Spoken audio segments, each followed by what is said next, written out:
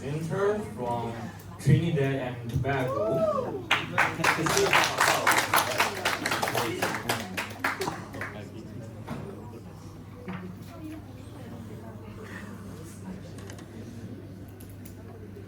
Good morning, everyone. Good morning. I guess they saved the best for the last. Okay, so my name is Dr. Priscilla Bahau. I am from Trinidad and Tobago, and as you can see on the slide, this is the flag, the colors of my flag. It's red, white, and black, very similar to Egypt. I learned that today in the training during this week. However, I'd also like to introduce myself as Moan, because my African father gave me that name while I was here in the training. It means joy and happiness. Okay, so to provide some context about Trinidad and Tobago, we are a small island developing state. It's a twin island, and geographically speaking, to put some visual context, we sit between North America and South America. So this is where we are. We are just a little dot on the map, yes? However, we are about 11 kilometers away from Venezuela, and we sit on top of the northeastern coast of South America. So to answer your question, if I have to choose a continent in terms of where we belong to, it would be South America, but we primarily are the Caribbean, and we belong in the Caribbean Sea. Okay, and Grenada is also our neighbor. 20 minutes plane flight, and I can actually say hi to my colleagues. Where are you? I'm not seeing you all. Yes. Okay. Our population, we are about 1.4 million persons, so it's not that populous. And our primary language is English, and we gained independence in 1962. Now, just some further facts about my country. Our total land size is approximately 5,000 kilometers, so it's pretty small. Okay, we can actually drive around the country in maybe 3 hours and call that a day. We are culturally diverse. Our economy, our GDP is USD $27 billion. Our GDP per capita is approximately 18,700 US. We are considered high income. Our economies and main sectors are primarily oil and gas, so it's the energy sector. We have manufacturing, we have tourism. Agriculture is just a very minimal contribution towards GDP. However, our country is trying frantically to boost the agriculture sector because our food import bill is extremely high. And that puts us in a very vulnerable position, because if a nation cannot feed itself, then, that is not something to be proud of, okay? So we are really trying to improve our food security, like while many parts of the world. What are we known for? We are known for the home of Carnival. So it's considered the largest festival on earth. We are the birthplace for the musical instrument called the steel pan. And we also have about 40 species of hummingbirds, so we are also known for hummingbirds. In terms of geographical places that you may want to visit when you come to my country, we have something called the Nylon Pool. Now the Nylon Pool is in Tobago, our sister island. This pool is situated in the middle of the ocean, literally in the middle of the ocean. It's a waist-high, clear water pool. And legend has it that once you bathe in that pool, you emerge 10 years younger. Oh. Right? And also, if lovers go there and they kiss, they are also known to bond there for the rest of their lives. And yeah, so you need to come to Tobago.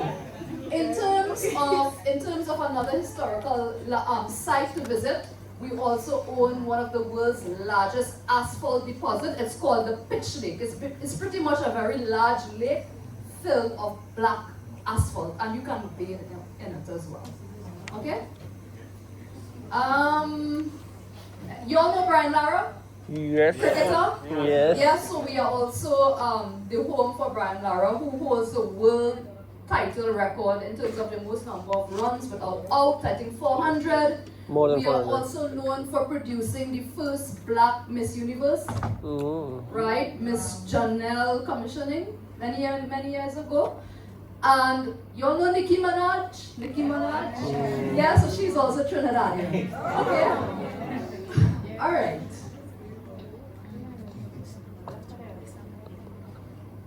Okay, so let's now talk about cereal and tuber processing. So in Trinidad and Tobago, yes, we do have in a very small amount of production in terms of rice, corn, wheat-based products, animal feed production, and also in terms of tubers, we've got cassava or maize, we've got dasheen, taro.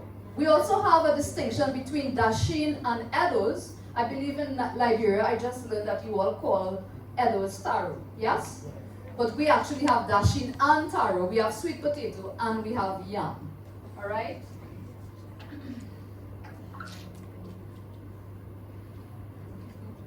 In terms of our research and development priorities, so as I just mentioned, my purpose for being here is, in terms of my role, I'll get to that in terms of I represent the University of the West Indies, but primarily I work under the Faculty of Food and Agriculture. And I'm assistant professor there teaching entrepreneurship and agribusiness management. Now, entrepreneurship and innovation is one of the key things that we are looking to in order to propel our economy further. So with that, even though agriculture is not the main contributor to GDP, my exposure to what I have seen here in China, the different processing technologies, the different strategies. I even learned from the professors different things like nutritional content, right? The impact on our bodies in terms of how do we process the different crops.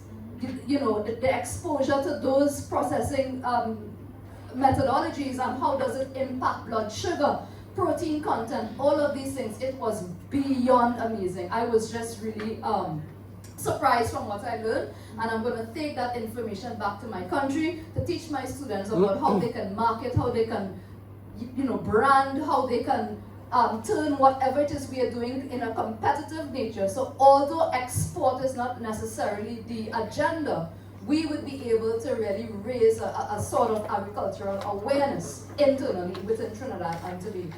All right, so other things, post-harvest losses. We want to support the SME sector. We want to develop climate-resilient agricultural systems because, as a SID, we're in a disaster-prone area in the country. So even Grenada, for example, you guys would have suffered many, many losses with hurricanes. Yeah, that has totally devastated the country. All right, so a bit about my institution. So I belong to the University of the West Indies, known as UWI. It was established in the year 1948.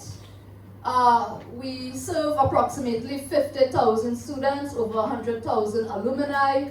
Countries are represented over 100 in the world, and we are ranked among the top 3% of universities worldwide.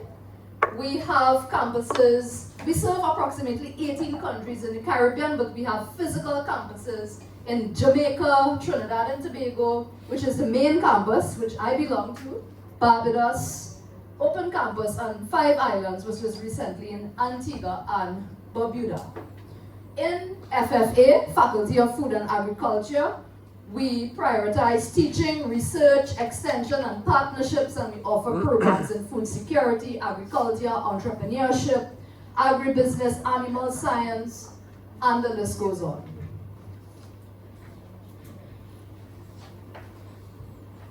Okay, I think we get to the most juiciest part of the presentation. Memories here in China, all right? Now, please do not stone me down, Egypt. Please, this is AI. All right? Your flag is not represented here because ChatGPT totally messed it up. All right, so I'm giving you a special recognition. It was really great meeting you all. Right, Dr. Ahmed. We have the Gambia flag. We have China. We have Pakistan, my country, Honduras, Liberia, Thailand, Grenada. You guys are now my friends. In fact, you guys are now my family.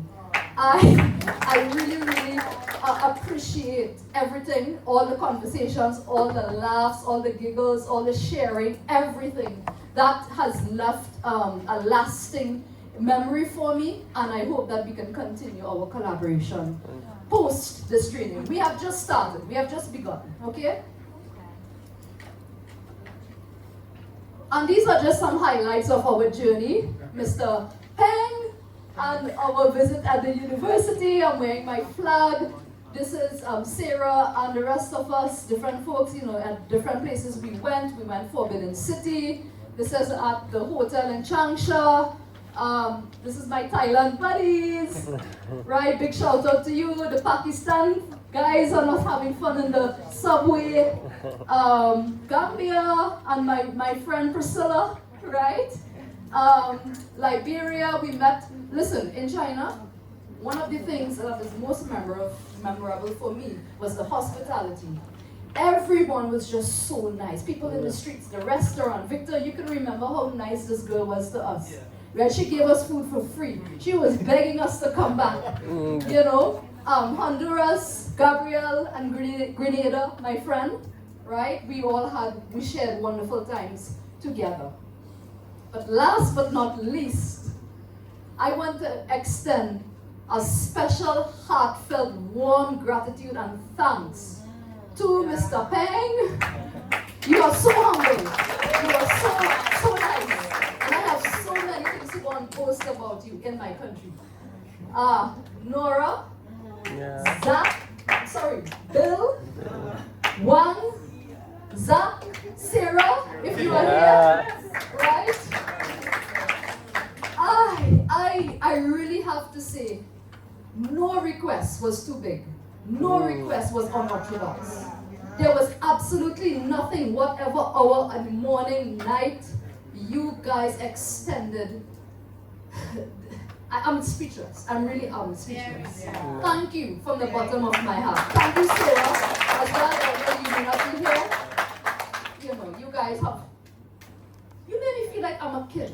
You were like my parents, literally. That is how I felt when I was here. You guys took care of us, and I am deeply, deeply grateful. Thank you. Thank you to the people of China, the government, and that is it for me. And I hope and I wish everyone a safe flight, back journey to your homes, and let's keep our WeChat and other forms of collaboration. Thank you.